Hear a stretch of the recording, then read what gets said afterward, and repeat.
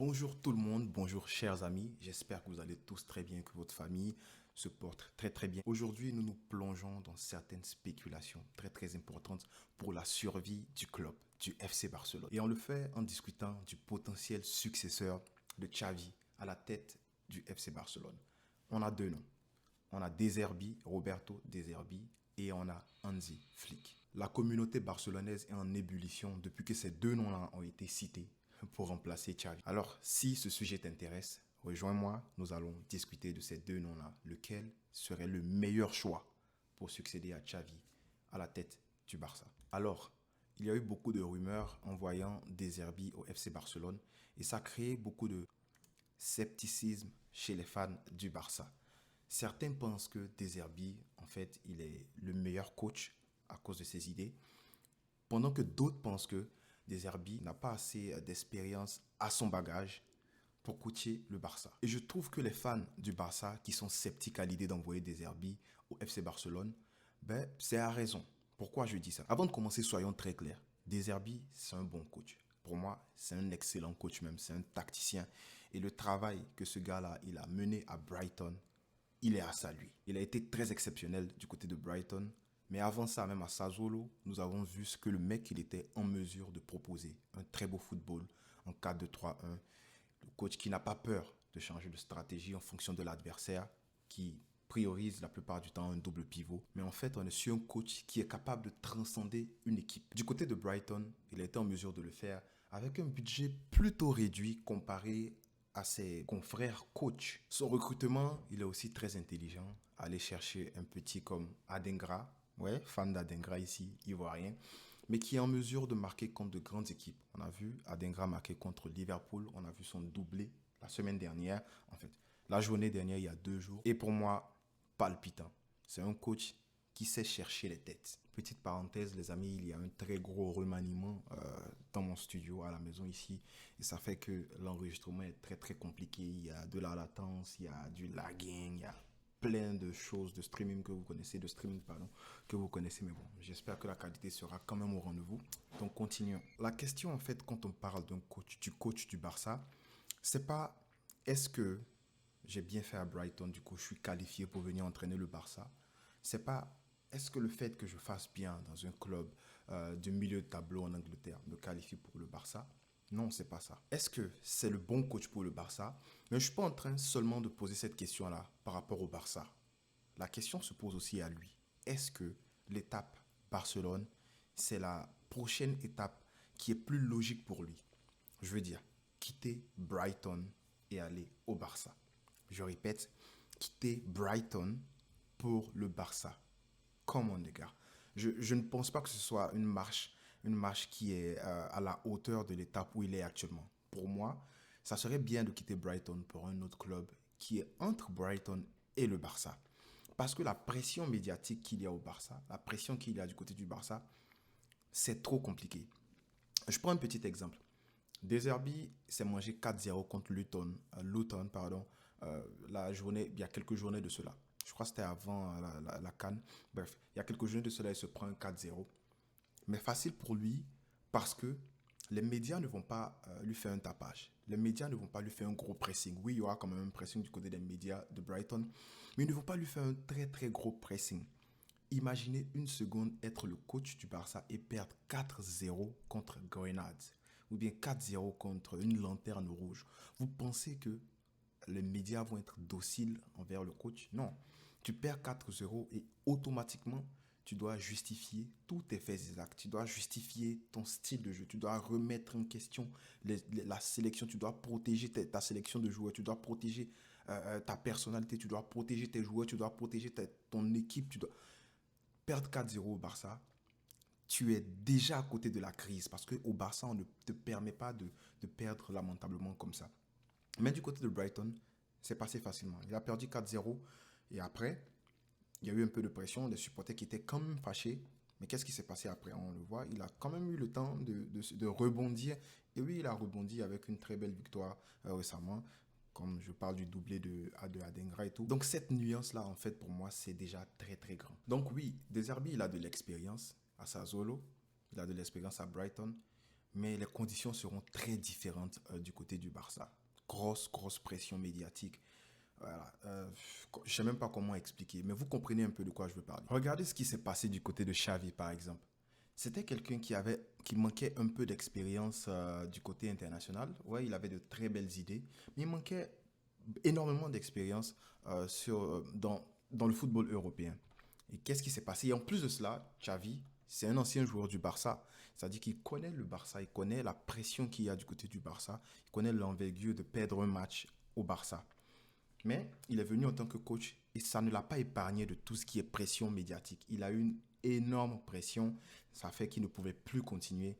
Et il le dit lui-même, la pression est très énorme ici. Guardiola le confirme, la pression au Barça, c'est différent comparé à la pression qu'il a à subir même en Angleterre. Il lui dit, étant en Angleterre. Essayons d'aller encore plus loin dans notre raisonnement et parlons de Quique Setién, qui, en dehors du Barça, Quique Setién, qui lui, il avait de très belles idées. Avec son adjoint Sarabia, du côté du Betis, il avait de très belles idées. Et quand tu le voyais hors du Barça, tu te disais, bah, ce mec-là, il allait venir et implémenter ses idées au Barça. Voilà, beau football, les latéraux qui jouaient bien, même Firpo qui jouait très bien. Mais qu'est-ce qui s'est passé une fois que Quique Setién et Sarabia arrivent au Barça? Ils arrivent au Barça et ils sont pas en mesure de forcer les idées dans la tête des joueurs. Oui, parce qu'il y a déjà le vestiaire qui est très gros.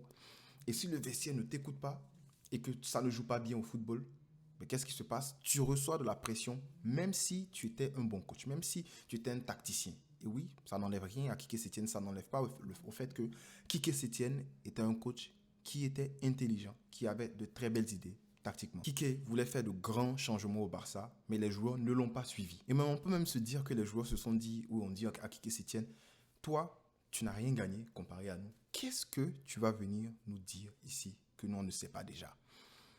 C'est compliqué. C'est très compliqué. Alors, du côté du Barça, actuellement, tu n'as pas des joueurs de l'envergure de Messi, Suarez et tout qui étaient là au moment de Quique Setién.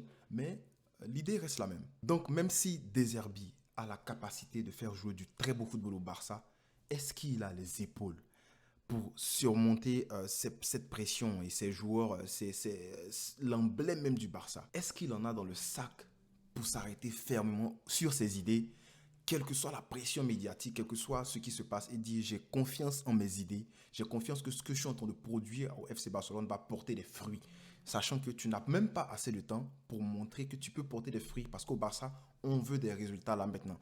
C'est parce que c'était Xavi que malgré la débâcle, malgré les défaites et tout, il est resté un peu longtemps, et surtout qu'il n'y avait pas d'entraîneur de disponible, qu'il est resté un peu longtemps, mais on sait qu'au Barça, on veut des résultats là, maintenant. Aussi, le Barça ne peut pas se permettre de parier actuellement, oui, parce que De Zerbi, comparé à Hansi Flick, c'est un pari.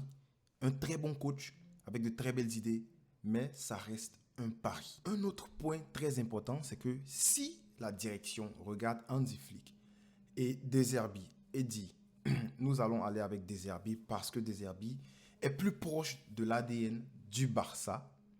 Nous allons sélectionner De Zerbi parce qu'il ressemble plus, son football ressemble plus au football qu'on veut voir du côté du Barça. Pour moi, ça veut dire qu'une seule chose.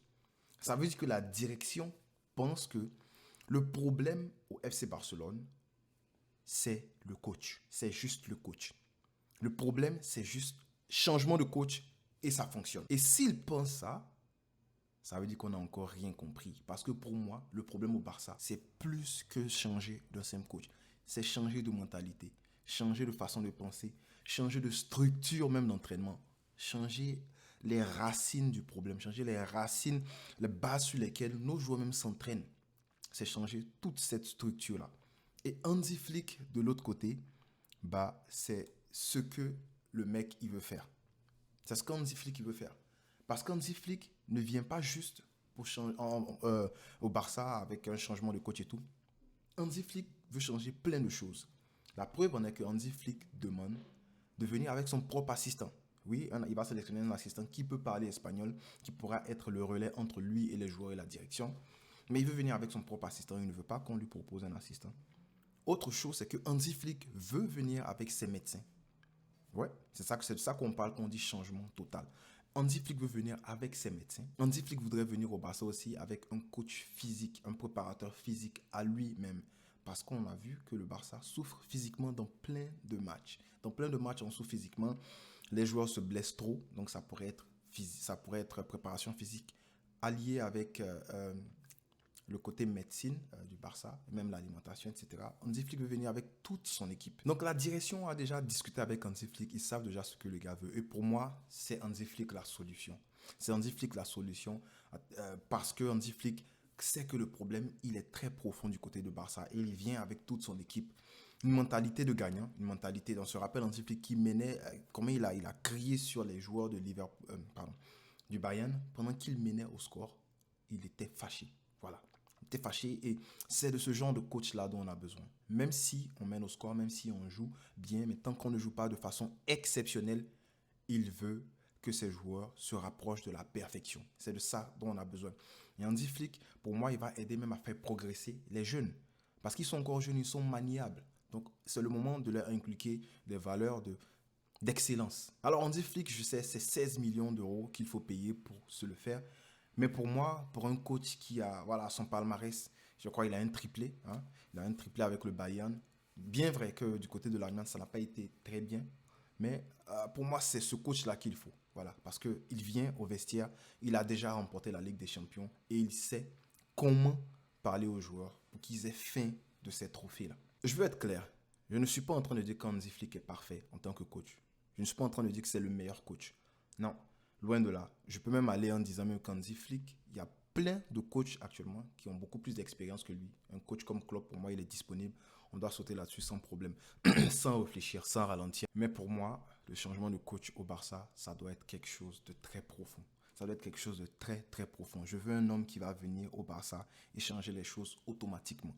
Un homme qui va venir au Barça et implémenter cette mentalité de gagnant dont j'ai l'habitude de parler sur cette chaîne-là. C'est pourquoi, pour moi, le choix il est vite fait entre Hansi Flick et De Zerbi. Même si, je le dis et je le répète, De Zerbi est un très bon coach. Hansi Flick n'est pas parfait. Mais pour moi, l'homme de la situation, ça ne peut qu'être Hansi Flick d'entre les deux. Alors, dis-moi en commentaire ce que tu penses. Est-ce que tu penses que je me trompe? Je serais content de lire ton commentaire et puis donne-moi tes arguments, bien sûr. Encore 1000 fois pardon à cause de la qualité de la vidéo parce que je suis certain qu'il y aura encore des lags et tout. J'essaie encore de travailler là-dessus, de trouver des solutions. Donc, s'il vous plaît, soyez indulgents. Bien sûr, on sera de retour sur cette chaîne pour débriefer des matchs de Ligue des Champions. Je l'ai déjà dit, ça ne sera pas seulement des matchs du Barça, mais on va débriefer plein de matchs de Ligue des Champions. Il y aura des analyses tactiques. On est en train de se préparer tout doucement pour ça. Du coup, n'oublie pas de liker, partager, surtout active la cloche de notification une fois que tu es abonné. Merci beaucoup, on ne cessera jamais de le dire. Visca El Barça.